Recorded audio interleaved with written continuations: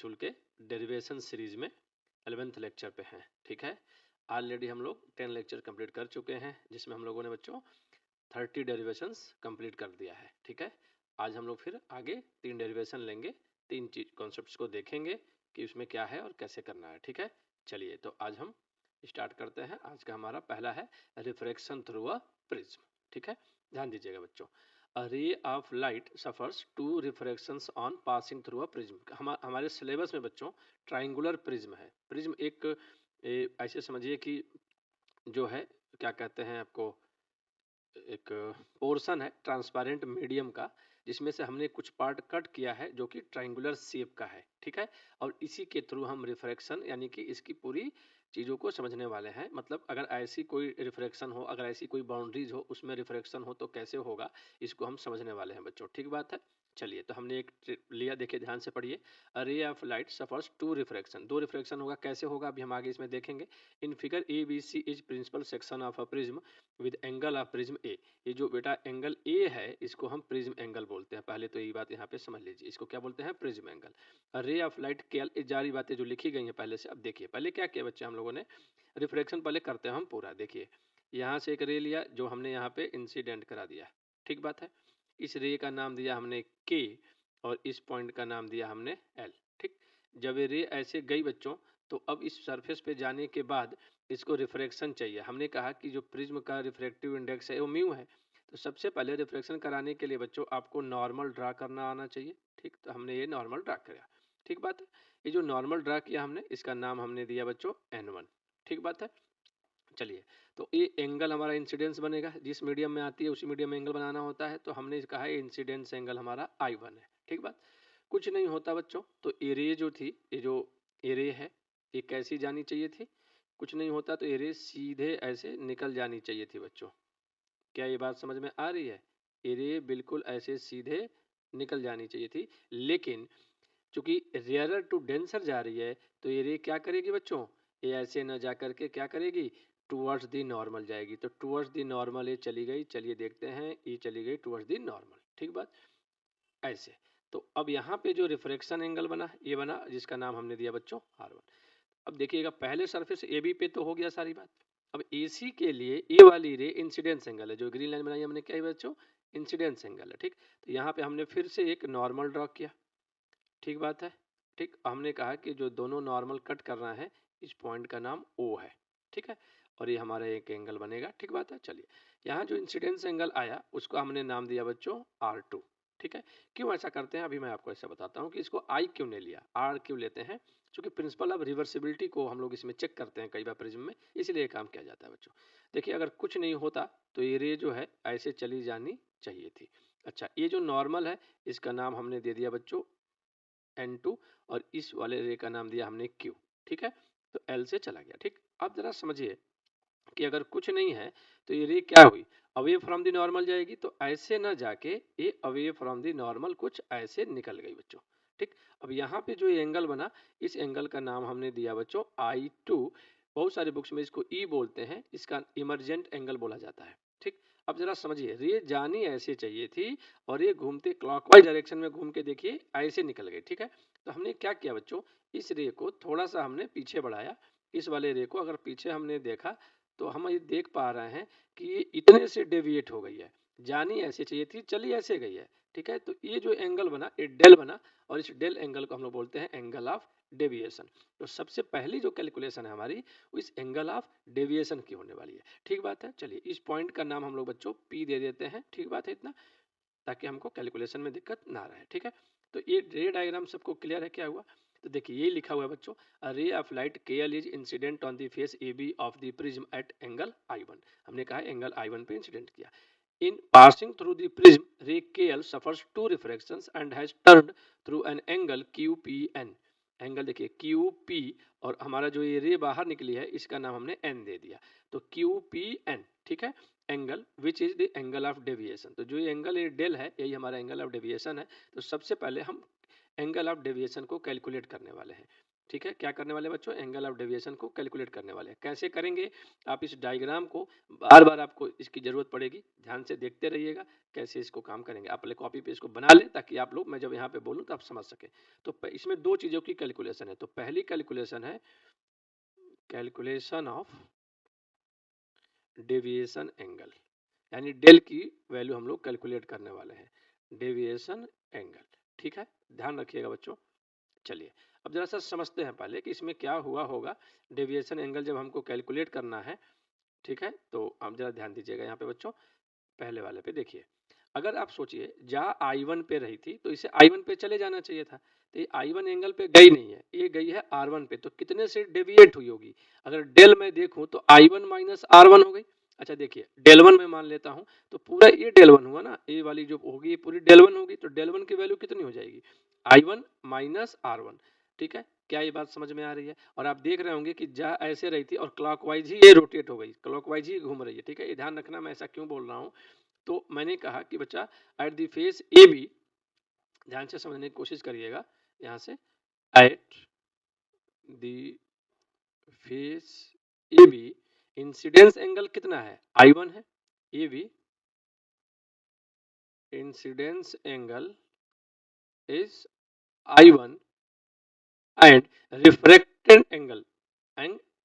Angle कितना है, refracted angle कितना है बच्चों, रिफ्रैक्टेड एंगल है हमारा R1। ठीक है, सो दी डेविएशन एंगल कितने से डेविएट हुआ होगा, deviation angle del one equal to I1 minus R1, I1 minus R1। क्या ये बात समझ में आ रही है सबको। ठीक है, अच्छा ये डेविएशन जो हुआ है वो क्लॉकवाइज हुआ है बच्चों, कैसा हुआ है, क्लॉकवाइज हुआ है। क्या ठीक बात है इतनी। ठीक है, चलिएगा अब हम आगे चलते हैं। At the second face AC, second face AC पे ध्यान से देखिएगा, एंगल ऑफ इंसिडेंस कितना है, R2, angle of incidence R2। ठीक है, एंड रिफ्रैक्शन, जो रिफ्रैक्शन है वो क्या है, and angle of refraction, and angle of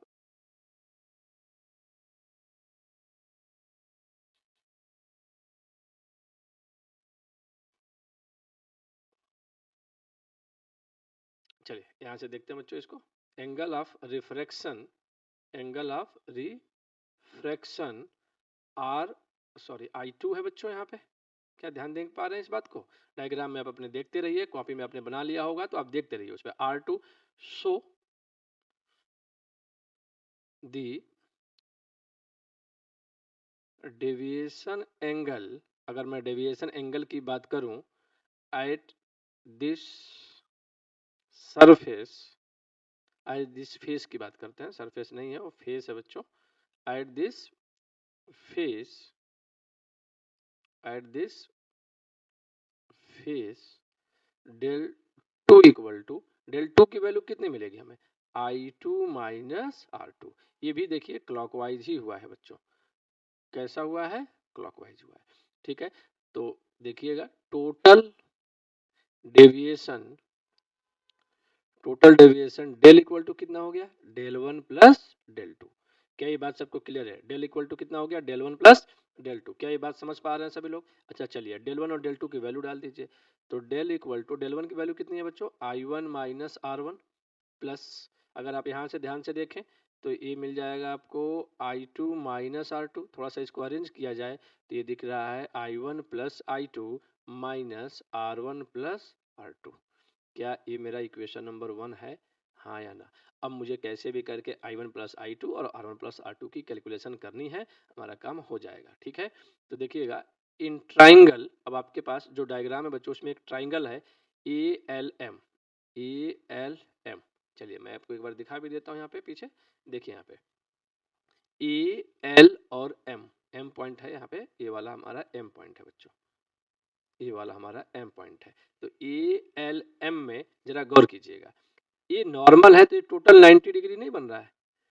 ठीक है, तो जरा देखिएगा ALM में अगर ये वाला नॉर्मल है, अगर ये वाला एंगल की मैं बात करूं तो क्या 90 माइनस R1 है, इस वाले की बात कर रहा हूँ, इस वाले एंगल की और इस वाले एंगल की बात कर रहा हूँ बच्चों। तो क्या ये नॉर्मल अगर है तो ये पूरा 90 है, उसमें से R1 निकल गया तो ये 90 माइनस R1 और ये भी 90 माइनस R2 नहीं है। ठीक है बच्चों, यहाँ तक समझ में आ रही है आपको बात?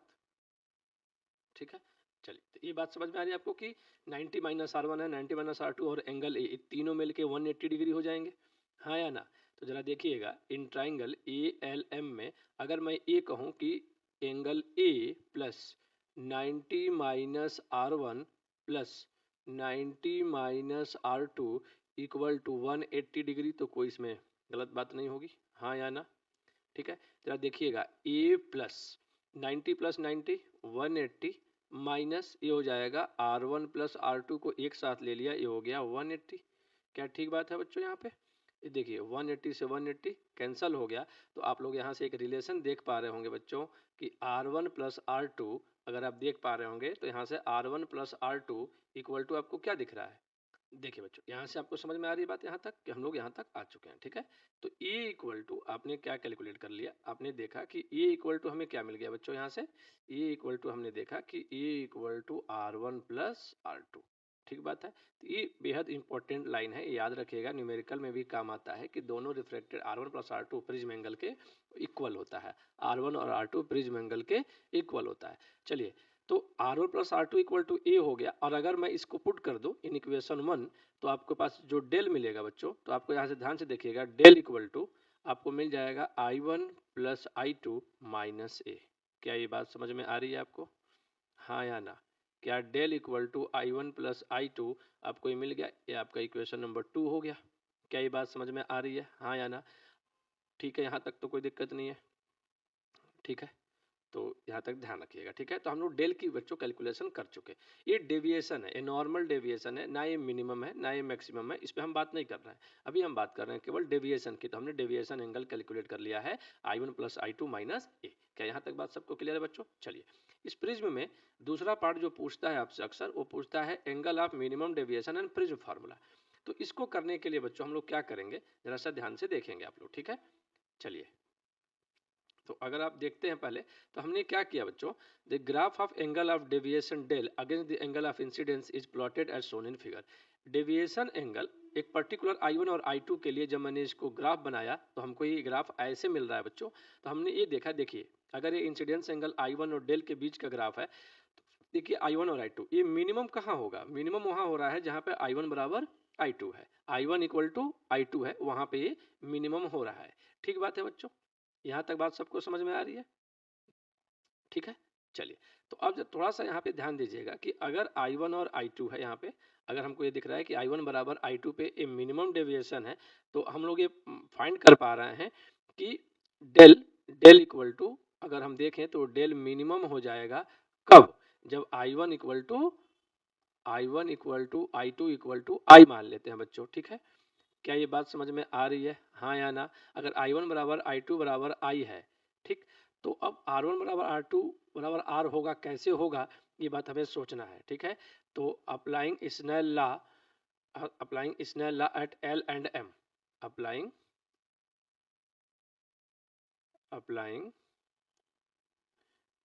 Snell's law at L and M।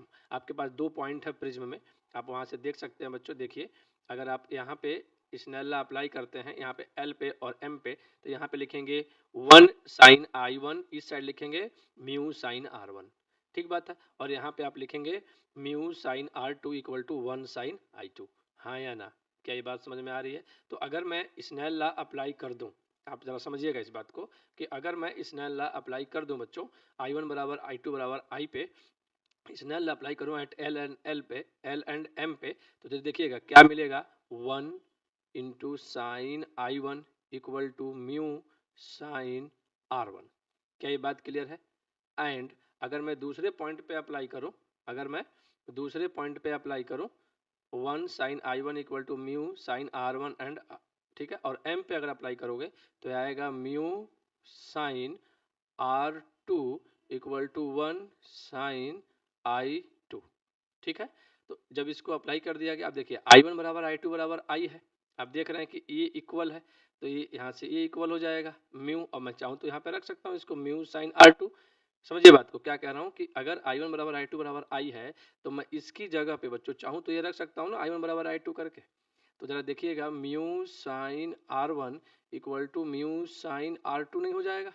ठीक है, ये याद रखिएगा, इसको मैं इक्वेशन 3 दे रहा हूँ, दोनों को कंबाइन लिए। ठीक है, यानी देखिए म्यू से म्यू कैंसिल, तो आपको मिल गया R1 बराबर R2 बराबर R। आप यहाँ से ये भी बात समझ गए, हाँ या ना? स्नेल लॉ अप्लाई करके हमने एक चीज भी, कंडीशन भी ऑब्टेन कर ली। तो हमने ये पाए कि I1 बराबर I2 बराबर I हो गया, और उसका यूज करके हमने ये देखा कि R1 बराबर R2 बराबर R भी है, हाँ या ना? ठीक है, तो अच्छा, अब इक्वेशन एक आपके पास इक्वेशन मिली थी ए वाली, A equal to R1 plus R2, A equal to R1 plus R2, हाँ या ना? R1 प्लस R2 ये आपको मिली थी, क्या ये क्लियर है? ठीक है, तो आप जरा देखिएगा यहाँ से आगे। ठीक है, ध्यान दीजिएगा थोड़ा सा। ठीक है बच्चों, यहाँ तक अगर आप ये देख पा रहे हैं कि R1 बराबर R2 बराबर R, तो एक रिलेशन आपने पढ़ा था बच्चों, R equal to R1 plus R2 equal to A. क्या ये बात पढ़े थे, याद है आप लोग को? ठीक है, देखिए यहाँ पे लिखा हुआ है ए equal to R1 plus R2, इसमें मैं पुट कर दूंगा। इसमें मैं अगर इस बात को पुट कर दूं बच्चों, तो ए इक्वल टू मिल जाएगा, हम जानते हैं R1 प्लस R2, तो R plus R equal to 2R, तो R equal to A by 2। क्या ये बात समझ में आ रही है, हाँ या ना? और अगर मैं डेल की बात करूं, तो फ्रॉम इक्वेशन जो आपको मिली थी, from equation 1, del equal to क्या मिला था आपको, I1 प्लस I2 माइनस ए। तो जरा यहाँ पे इस समय आप जब आप I1 बराबर I2 रखोगे तो ये डेल मीन हो जाएगा, डेल मीन हो जाएगा, और ये हो जाएगा बच्चों 2I माइनस है, तो 2I equal to del mean plus A divide by 2 हो जाएगा, अगर मैं यहाँ से I की वैल्यू केवल कैलकुलेट कर लूँ। क्या ये बात समझ में आ रही है सबको? तो देखिए हमने I भी कैलकुलेट कर लिया और R भी कैलकुलेट कर लिया। क्या इतनी बात समझ में आ रही है? ठीक है, एज हम जानते हैं एज म्यू इक्वल टू, आप किसी भी को ले लीजिए, sign I1 upon sine R1। अब चूंकि ये तो बराबर है, तो क्या इसको sine I upon sine R नहीं लिख सकते? I1 बराबर I2 बराबर R, हमने ये मिनिमम कंडीशन में, तो यहाँ से देखिएगा mu equal to sine I की वैल्यू कितनी आई है बच्चों, del mean plus A divide by 2, और R की वैल्यू कितनी आई है बच्चों, साइन ए बाई 2। ठीक है, तो ये जो हमारा फॉर्मूला आया मिनिमम डेविएशन की कंडीशन में, मिनिमम डेविएशन, ठीक है बच्चों, यहाँ तक सबको समझ में आ रही है बात? चलिए, तो इसको हम लोग क्या बोलते हैं बच्चों, ये इंपॉर्टेंट है, इसी का नाम है हमारा प्रिज्म फार्मूला। तो अगर आपको बोर्ड में कभी कभी प्रिज्म फार्मूला पूछता है बच्चों, तो आप यहाँ तक डिराइव करके छोड़ देंगे, हाँ या ना? ठीक है, यहाँ तक बात समझ में आ रही है? अच्छा, हमने जो कंडीशन ऑब्टेन की, आपने क्या देखा कि अगर मिनिमम डेविएशन है तो I1 बराबर I2 बराबर I, यानी कि सिंगल इंसिडेंस एंगल के लिए ये बात की जाती है। ठीक है, ये बात सबको क्लियर है? इस रिलेशन को याद रखिएगा, इस रिलेशन को याद रखिएगा, सब मिनिमम डेविएशन कंडीशन है। डेल की ओरिजिनल फार्मूला वही था। ठीक है, तो यहाँ से आप ये सारी बातें कैलकुलेट कर सकते हैं बच्चों। ठीक है, चलिए ध्यान रखिएगा, कभी कभी ये कहता है कि फॉर थिन प्रिज्म, मैं कुछ बातें और आपको यहाँ पे बता रहा हूँ बच्चों, ध्यान से देखिएगा।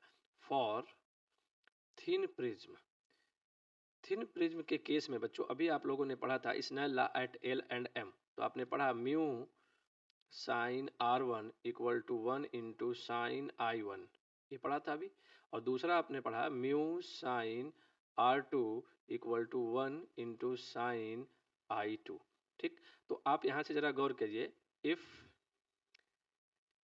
I1 and R1, I1 R1 and I2 R2 are small angles, अगर थिन प्रिज्म होगा तो स्मॉल एंगल्स हैं, तो इसका मतलब साइन, इसको हम लिख सकते हैं mu R1 equal to I1, और इसको लिख सकते हैं mu R2 equal to I2। क्या ठीक बात है इतनी? ठीक, तो जरा डेल का फार्मूला देखिए बच्चों, डेल का फार्मूला क्या था, I1 प्लस I2 माइनस ए।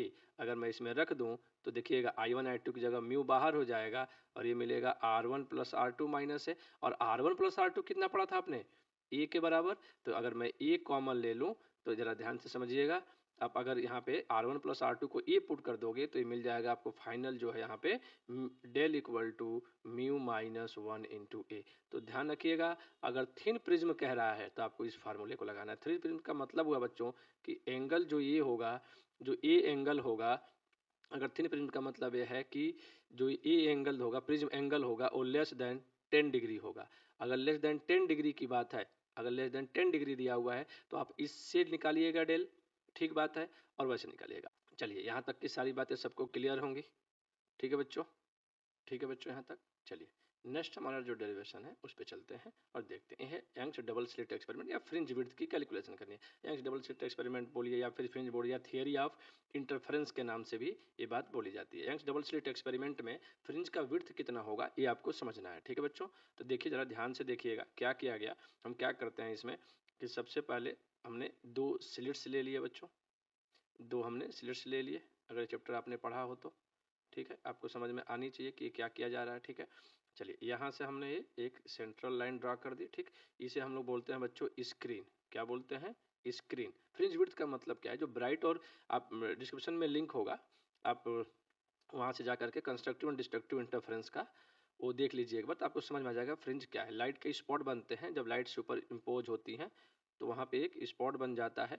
वो डार्क भी दिख सकता है और वो ब्राइट भी दिख सकता है, यही काम हो रहा है, ठीक है। तो हमने कहा भैया कि 2 स्लिट्स है S1 और S2। हम ऐसा क्यों कर रहे हैं? क्योंकि हमारा सोर्स कोहेरेंट बना रहा है, इस कारण ये काम किया जा रहा है बच्चों, ठीक है। इतनी बात सबको समझ में आ रही है, हाँ या ना? चलिए देखिएगा, तो ये स्क्रीन और स्लिट्स, इसको हम लोग क्या बोलते हैं बच्चों? स्लिट्स बोलते हैं। क्या? स्लिट्स बोलते हैं। 2 रे यहाँ से गई, अब यहाँ पे जहाँ पे P पॉइंट पे मिली, ये P पॉइंट पे ये पता नहीं मुझे कि ये यहाँ पे मैक्सिमा है कि मिनिमा है। मैंने कहा जो ये डिस्टेंस है वो x है, ये बात क्लियर होनी चाहिए।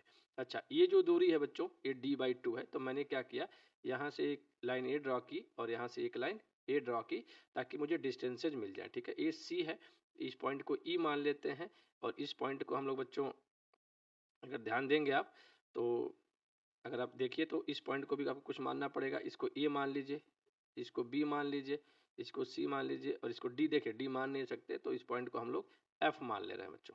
क्या ये बात क्लियर है सबको? ठीक है। और ये डिस्टेंस एक्स है, तो जरा ये सोचिए ये वाली डिस्टेंस कितनी हो जाएगी? d/2, और ये वाली डिस्टेंस भी कितनी हो जाएगी? d/2। यहाँ तक बात क्लियर है। अब हम क्या कैलकुलेट करने वाले हैं कि यहाँ पे मैक्सिमा बना कि मिनिमा बना, पहले तो ये पता चले, फिर उसकी विड्थ कितनी है ये कैलकुलेट करने के लिए हम सबसे पहले क्या करेंगे बच्चों? मैक्सिमा और मिनिमा पता करेंगे, फिर विड्थ पता करेंगे ना। पहले तो ये पता करें कि मैक्सिमम मिनिमा कितना, फिर उसकी विड्थ पता करेंगे कितना, उसकी विड्थ कितनी है, ठीक है। तो उसके लिए हम क्या करेंगे बच्चों? 2 रे यहाँ से गई, ठीक है। हमने यहाँ से एक परपेंडिकुलर ड्रा कर दिया। अब हमने ये देखा कि भैया जो ये परपेंडिकुलर बनाया है हमने, जरा ध्यान दीजिएगा यहाँ पे बच्चों, अगर हम इसको ये परपेंडिकुलर बना रहे हैं तो हो सकता है कि देखिएगा AP और BP 2 रे हैं, तो BP जो है वो ज़्यादा डिस्टेंस चली है और AP जो है वो कम डिस्टेंस चली है। और आपने पढ़ा था कि अगर मैक्सिमा या मिनिमा हो तो जो पाथ डिफरेंस होता है वो n लेमडा के बराबर होता है मैक्सिमा के लिए, और मिनिमा के लिए होता है 2n-1 लेमडा/2, ठीक। तो हम वही पाथ डिफरेंस कैलकुलेट कर रहे हैं बच्चों, हम सिर्फ क्या कर रहे हैं? पाथ डिफरेंस कैलकुलेट कर रहे हैं, ठीक बात है। तो हमने क्या किया, C जो है इसका सेंट्रल पॉइंट है, सी जो है इसका क्या है बच्चों? सेंट्रल पॉइंट है। तो हम लोग ध्यान से देखिए बच्चों, कंसीडर अ पॉइंट P, हमने देखिए लिखा कंसीडर अ पॉइंट P। हमने क्या किया बच्चों? एक पॉइंट P किया at a distance x from C। C से हमने एक डिस्टेंस कैलकुलेट किया, ठीक है। तो अब इसके बाद दी पाथ डिफरेंस, क्योंकि हम लोग बच्चों पाथ डिफरेंस से ही ये बात बता पाएंगे कि क्या पाथ डिफरेंस आर है, path difference between between two waves between two waves arriving at P, two waves arriving at P equal to क्या होगा बच्चों? BP minus AP, BP minus AP। क्या ये बात सबको क्लियर है, हाँ या ना? ठीक। अच्छा चलिए अब कुछ बातों को ध्यान से समझिएगा बच्चों। AB हम लोग देखिए now, AB equal to EF equal to small d, ये बात क्लियर है, हाँ या ना? और देखिएगा AE equal to BF equal to capital D। क्या इतनी बात क्लियर है? इन फिगर अगर हम कुछ फिगर से कुछ चीजों को देखें बच्चों, तो हम फिगर में ये बात पा रहे हैं कि जो PE है जो पीई है वो x minus d by to है, एंड जो पी एफ है वो x plus d by to है। क्या ये बात सबको क्लियर है? हाँ या ना? x minus d by to है और x plus d by to है, ये बात तो क्लियर होगी ना सबको? पी सी माइनस ई सी, हाँ या ना? पी सी माइनस ई सी। ठीक है, तो अब देखिएगा हम क्या कर रहे हैं बच्चों, इन ट्राइंगल, हमारे पास पहला ट्राइंगल है, हम पहले ट्राइंगल में चलना है, बी पी एफ। देखिए बी पी और एफ जो ट्राइंगल है उसमें आप देख पा रहे होंगे बच्चों कि जो बी पी का स्क्वायर है वो बी एफ के स्क्वायर प्लस पी एफ के स्क्वायर के बराबर है, राइट एंगल ट्राइंगल है, हाँ या ना? तो क्या ये बात समझ में आ रही है सबको? जरा देखिएगा, बी एफ क्या है, D square plus P F कितना है, x plus d by two का होल स्क्वायर। ये क्या हमारा बीपी का स्क्वायर है, हाँ या ना? तो हम अगर चाहें बच्चों तो यहीं पे कुछ चीजें कर सकते हैं, यहीं पे हम कैलकुलेट कर लेते हैं कुछ बातें। देखिएगा BP equal to D square, मैं डी स्क्वायर इसमें से कॉमन ले रहा हूँ बच्चों, इस पूरे में से, तो यहाँ बचेगा one plus x plus d by two का whole square upon d square. क्या ये लाइन समझ में आ रही है आपको? मैंने इसमें से डी स्क्वायर कॉमन ले लिया। ठीक है बच्चों, इतना। चलिए आगे बढ़ते हैं, इसमें देखते हैं। चलिए बीपी अगर मुझे देखिएगा, ध्यान दीजिएगा बच्चों, यहाँ पे ना ये बीपी स्क्वायर है, ये आप लोग देख रहे होंगे। अगर मुझे बीपी निकालना हो तो मुझे क्या मिलेगा, अंडर रूट लेना पड़ेगा। तो अगर मैं बीपी निकालूं बच्चों तो जरा ध्यान दीजिएगा, BP equal to D square one plus x plus d by two का whole square upon d square की पावर, अब इस पूरे पे अगर मैं रूट ले लूँ, यही तो है, तो अगर रूट ले लूँ तो मुझे मिलेगा डी बाहर हो जाएगा और ये मिलेगा one plus x plus d by two का whole square upon capital d square. ये मेरा इक्वेशन नंबर वन। अच्छा बी पी माइनस पी, अब उसको इक्वेशन वन दे देते हैं बच्चों, पाथ डिफरेंस निकालना है ना हमें, तो इसे हम इक्वेशन वन दे देते हैं। और ये जो आया हमारा बी एफ हम लोगों ने कैलकुलेट कर लिया, बी पी हमने कैलकुलेट कर लिया है, ये मेरा इक्वेशन नंबर टू हो जाएगा बच्चों। अब हमको करना है बाइनोमियल एक्सपेंशन।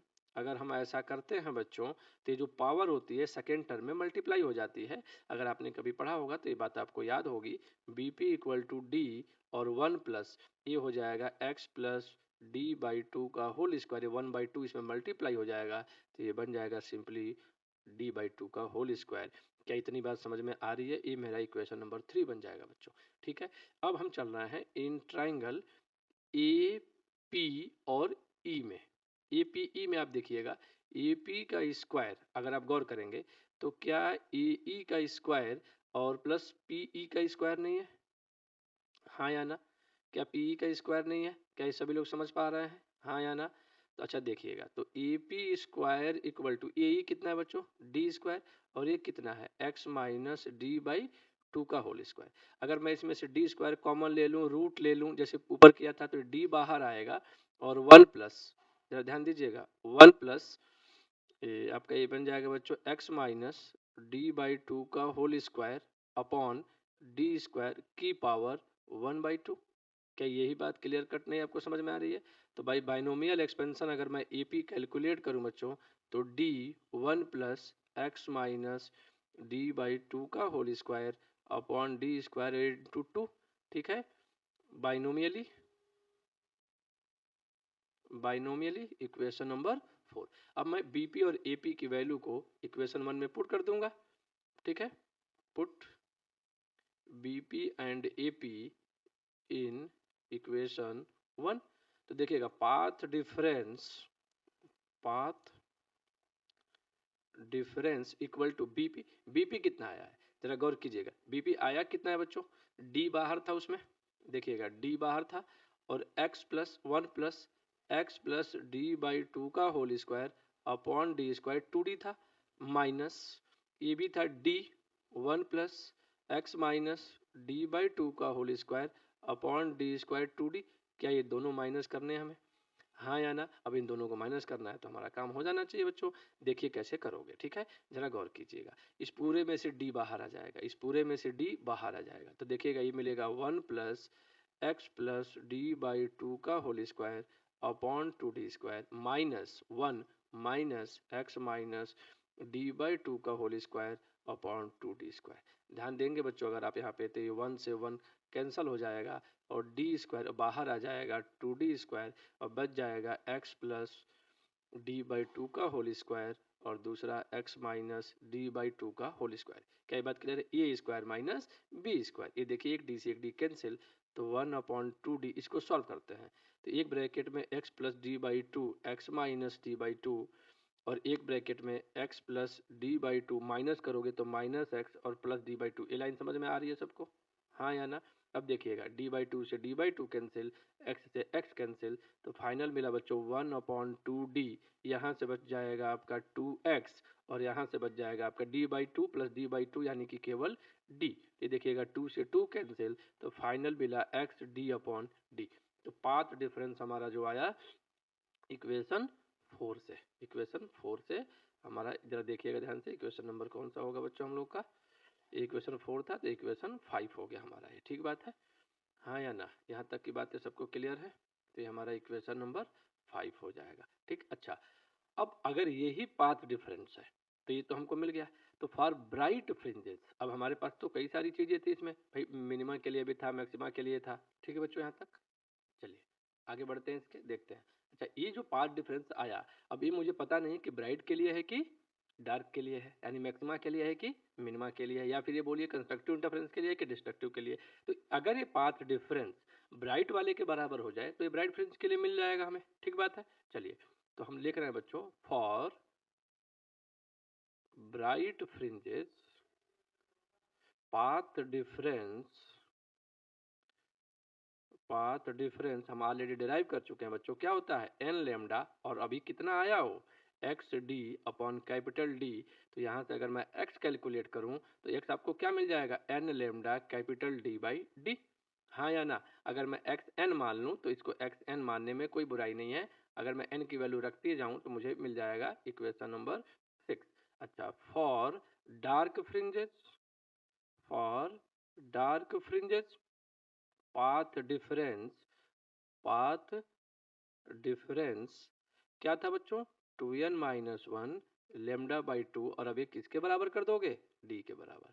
तो x कितना हो जाएगा यहाँ से? अगर मैं यहाँ से कैलकुलेट करूँ तो 2n माइनस वन, जरा ध्यान दीजिएगा, 2n minus one lambda capital d upon 2d, equation number 7।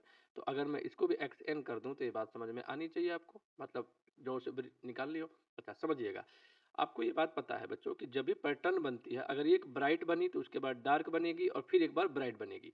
तो दो ब्राइट के बीच की दूरी जो होगी, जो दो ब्राइट के बीच की जो डिस्टेंस होगी, जो इसकी विड्थ होगी, वो डार्क के बराबर होगी, ठीक है? तो अब मुझे फ्रिंज विड्थ निकालना था। हमने तो अभी तो ये पता लगाया ना कि कहाँ पे बनेगा, अब मुझे निकालना था फ्रिंज विड्थ। तो fringe width equal to, fringe width हमें कैलकुलेट करना है। तो फ्रिंज विड्थ क्या होता है? Difference between, difference between two consecutive, difference between two consecutive bright fringes, bright fringes, ठीक है? तो कंजिक्यूटिव के लिए अगर दो ब्राइट, तो ब्राइट के लिए ये था, इसका मतलब इसको हम बीटा से डिनोट करते हैं एक्सएन माइनस वन, ठीक बात है बच्चों? अब एक्सएन की वैल्यू कितनी है? N lambda D by small d minus, n की जगह एन माइनस वन रख दीजिए, तो n minus one lambda D by small d. इसको जब आप सॉल्व करेंगे, इस लेमडा डी बाई डी को इसमें सॉल्व करेंगे तो देखिए एन वाला पार्ट कट जाएगा, आपको सिंपल मिलेगा लेमडा डी बाई डी। क्या मिल जाएगा आपको? Lambda D by D. तो हमारी ये फ्रिंज विड्थ मिल गई। अच्छा, दूसरा तरीका ये हो सकता है कि आप क्या करिए, डिफरेंस बिटवीन दो, टू, डिफरेंस बिटवीन, डिफरेंस क्या मतलब? विड्थ बिटवीन, सेपरेशन बिटवीन आप बोल सकते हैं ऐसे, सेपरेशन बिटवीन, इसको ऐसे भी लिखा जा सकता है बच्चों, separation between two consecutive dark fringes. हाँ या ना? डार्क फ्रिंजेस, तो उसको भी बीटा से डिनोट करते हैं। तो वो कितना होता है? 2n minus one lambda D by to D minus 2n-1 ये मिलेगा, n की जगह माइनस वन रखोगे, हाँ या ना? और lambda D by to D, ठीक बात है? इसको सॉल्व कर देते हैं बच्चों। चलिए इसको सॉल्व कर दीजिए, तो ये मिलेगा 2n lambda D by to D. ध्यान रखिएगा बच्चों, यहाँ पे ये स्मॉल डी है, ठीक है? स्मॉल डी है, minus lambda D by 2d minus, अब जरा इसको मल्टीप्लाई कर दीजिए आप अगर, तो ये देखिए 2n, इसको जरा देखिएगा बच्चों, ये मिलेगा आपको पहले 2n माइनस 2 माइनस 1, या फिर ऐसे समझ सकते हैं इसको कि इसको हम ऐसे ले सकते हैं कि 2n माइनस वन ले ले और माइनस 2 कर दें बाहर की तरफ। देखिए कैलकुलेशन है बच्चों, इसके बाद से अब सिर्फ कैलकुलेशन की बात है, यहाँ से कुछ और बड़ी बात नहीं है। हम इसको अलग अलग ना करके हम इसको ऐसे ही रहने दें, 2n minus one lambda D by 2d और माइनस बाहर है, इसको जरा सॉल्व कर दीजिए। देखिएगा क्या 2n माइनस वन, इस 2 को मल्टीप्लाई करके 2n माइनस और माइनस वन लेके और माइनस 2 कर दूं इसमें, हाँ या ना? अगर मैं ऐसा कर दे रहा हूँ बच्चों, और ज़रा ध्यान से देखिएगा, तो ये आपको मिलेगा लेमडा डी बाई 2d के, हाँ या ना? अब इसको मल्टीप्लाई कर दीजिए, तो ये मिलेगा 2n minus one lambda D by 2d minus 2n minus one lambda D by 2d, और इस माइनस के अंदर मल्टीप्लाई करेंगे तो minus minus plus 2 lambda D by 2d। देखिएगा यहाँ तक बात समझ में आ रही है? ये पूरा कैंसल आउट हो गया, 2 से 2 कैंसिल हो गया, तो आपको फ्रिंज विड्थ बीटा कितना मिला? Lambda D by D. कितना मिला बच्चों? Lambda D by D. क्या ये बात क्लियर है? तो आप देख रहे होंगे कि दो ब्राइट फ्रिंज के बीच का सेपरेशन डार्क के बराबर है और दो डार्क के बीच का सेपरेशन ब्राइट के बराबर है, हाँ या ना? तो फ्रिंज विड्थ कैसी है हमारी? कांस्टेंट है। अगर मैं इसको बीटा डैश मान लेता तो ये बीटा डैश आता, तो हम देख पा रहे हैं कि beta equal to beta dash equal to lambda D by D, यानी कि ये कांस्टेंट है। क्या ये बात समझ में आ रही है सबको? यानी कि ये हमारे लिए कैसा है बच्चों? कांस्टेंट है। मुझे उम्मीद है कि ये बात आप लोगों को क्लियर हो रही होगी। यही मेरा फ्रिंज विड्थ है। क्या बच्चों? फ्रिंज विड्थ है, हाँ या ना? यहाँ तक किसी को कोई समस्या? ठीक है बच्चों, चलिए, ठीक है बच्चों, यहाँ तक चलिए अपने हम नेक्स्ट पे चलते हैं बच्चों। नेक्स्ट है हमारा, देखिए, इलेक्ट्रिकल रेजोनेंस। इलेक्ट्रिकल रेजोनेंस क्या है? कई बार पढ़ चुके हैं आप लोग, लेकिन फिर भी एक बार फिर से देख लीजिए जल्दी जल्दी इसको, ठीक है? A circuit in which inductance L, capacitance C and resistance are connected in series and the circuit admits maximum current. Maximum current क्यों admit करेगी वो आगे आपको समझ में आ जाएगा। Corresponding to a given frequency of AC is called series resonance circuit, ठीक है? जब maximum current करती है तो ऐसा होता है। ऐसा maximum current होगा कब, ये जरा समझिए। क्या हम ये जानते हैं कि RLC सर्किट का इंपेडेंस होता है Z equal to R square plus omega L minus one by omega C का होल स्क्वायर, ठीक है? पूरा ये चैप्टर पढ़ा रखा है, डिस्क्रिप्शन में लिंक होगा, पूरा का पूरा एसी चैप्टर कब आ रहा है बच्चों, जा करके एक एक चीज़ ध्यान से फिर से इसको आप समझ सकते हो वहाँ पे। फिलहाल मैं यहाँ चलता हूँ, मैं ये देख रहा हूँ कि जो ओमेगा है, अगर मैं फ्रीक्वेंसी बढ़ा रहा हूँ तो एक्सेल कम हो, एक्सेल बढ़ता जाएगा और एक्सी घटता जाएगा। एक समय अगर मैं फ्रीक्वेंसी को घटाऊंगा तो मैं देखूंगा एक्सेल घटेगा और एक्सी बढ़ेगा। तो ज़रा समझिए, किसी चीज़ को घटाने पे एक चीज़ बढ़ रही है और एक चीज़ घट रही है, और किसी को घटाने पे कोई चीज़ बढ़ रही है फिर दूसरी घट रही है। तो एक समय ऐसा आएगा जब दोनों आपस में कभी तो इक्वल होंगी। तो मैंने कहा वो पर्टिकुलर जो फ्रीक्वेंसी है उसको ओमेगा आर माना गया, जिस पे एक्सेल बराबर एक्सी हो जाए बच्चों, जिस पे एक्सेल बराबर एक्सी हो जाए। ये बात समझ में आ रही है? जरा देखिएगा, जब एक्सेल बराबर एक्सी हमको करना है तो ये हो जाएगा ओमेगा आर इंटू एल, और ये हो जाएगा 1 upon omega R into C. क्या ये बात क्लियर है सबको? 1 upon omega R into C, omega R का स्क्वायर 1 अपॉन एल सी हो जाएगा बच्चों, तो omega R equal to 1 upon L C हो जाएगा। अच्छा, मुझे फ्रीक्वेंसी पूछा है तो ये होता है 2 pi nu R 1 upon root L C. तो न्यू आर यहाँ से आप कैलकुलेट कर सकते हैं 1 upon 2 pi under root L C. इसी को बोलते हैं रेजोनेंट फ्रीक्वेंसी। इसको क्या बोलते हैं बच्चों? Resonant frequency. अब जरा समझिएगा इस बात को, जब एक्सएल बराबर एक्सी है तो जेड बराबर आर आएगा, हाँ या ना? फार्मूले में रख दीजिए। ए मिनिमम होगा, तो जब करंट होती है वो क्या होती है? E R M S by Z. I R M S अगर निकालना, तो अगर ये मिनिमम है तो आई आर एम एस क्या हो जाएगी? मैक्सिमम। इसी कंडीशन को बच्चों हम लोग क्या बोलते हैं? रेजोनेंस, ठीक है? अच्छा, ये आपने पढ़ा था power factor, cos phi equal to R by Z at resonance, Z बराबर आर हो जाएगा, तो कॉस फाई की वैल्यू कितनी हो जाएगी? 1, ठीक है? याद रखिएगा, यानी कि पावर फैक्टर 1 हो जाए तब भी रेजोनेंस कहेंगे, ठीक है? करंट मैक्सिमम हो तब भी कहेंगे, जेड मिनिमम हो तब भी रेजोनेंस होगा, ठीक है? और फाई की वैल्यू कितनी हो जाएगी? 0 डिग्री, यानी फेज एंगल 0 डिग्री आ जाए, मतलब करंट और वोल्टेज सेम फेज में हो। सेम फेज हो गया, इसका मतलब क्या हो गया? सेम फेज हो गया। किसी भी सर्किट में ऐसा हो रहा हो तो हम क्या कहेंगे उसे? ए रेजोनेंस है। चूंकि सीरीज रेजोनेंस हम पढ़ रहे हैं बच्चों, ये हमारे सिलेबस में है, तो हम इसी पे बातचीत कर रहे हैं बच्चों, ठीक है? मुझे उम्मीद है आज के तीनों डेरिवेशन आपको समझ में आए होंगे, ठीक है? ध्यान से करिएगा बच्चों, ठीक है? अब ज़्यादा अपडेट वगैरह के लिए आप लोग डिस्क्रिप्शन में लिंक होगा टेलीग्राम का, उस पे ऐड हो जाइए। कई बार क्या होता है वीडियो कोई अपडेट होती है और वो मिस हो जाती है। आप मान लीजिए यूट्यूब हमेशा देख के तो नहीं बैठे हुए हैं, तो कभी-कभी ये दिक्कत हो जाती है, ठीक है? तो आप लोग टेलीग्राम वाले ग्रुप को जोड़ लीजिए, उसमें मैं वीडियो के लिंक शेयर कर दिया करता हूँ, ठीक है? और उसमें नोट्स वगैरह भी आपको मिल जाएँगे, ठीक है? आगे हम लोग इसमें 1-2 लेक्चर और हमारा डेरिवेशन पूरा कंप्लीट हो जाएगा बच्चों, फिर हम लोग आगे न्यूमेरिकल और कॉन्सेप्ट वाले वीडियोज़ पर बढ़ेंगे, ठीक है? आज के लिए इतना ही। राधे-राधे बच्चों।